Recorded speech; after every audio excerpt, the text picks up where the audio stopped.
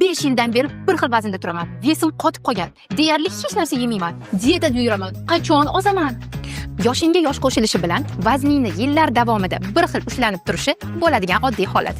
Nima endi, butun umr mana shu vaznda qolib ketamanmi? Men senga qotib qolgan vaznni yurgizish uchun 5 ta sirli qoidani o'rgataman. Voy jondirdi, nima qilish kerak o'rgat? Birinchi oltin qoida. Yeydigan oziq-ovqatlaringning kaloriyasi qiladigan harakatingdan ko'ra kamroq bo'lishi kerak. Bu degani kaloriyani sen 500-700 gacha cheklaysan. Ikkinchi oltin qoida. Kunlik suv normasini yoki ko'paytirasan yoki kamaytirasan. 500 gram ko'p yoki 500 gram kam. Uchinchi oltin qoida jismoniy harakatlarni o'zgartirish kerak. Ya'ni har kuni har xil turdagi mashqlar. To'rtinchi super qoidani o'rgataman. Bu yoki o'ta qattiq dieta usullarini tanlaysan yoki uni aksi. Haftada 5 kun norma holatda ovqatlanasan, 2 kun esa me'yordan ortiq oshirasan. Bilasanmi, bu usul refit usuli deb etiladi. Opisaniyada to'liq ma'lumotni san uchun qoldiraman. 5-usul esa uyqu normasi. Ha, aytgancha, menga podpiska bo'lib qo'yishni unutma.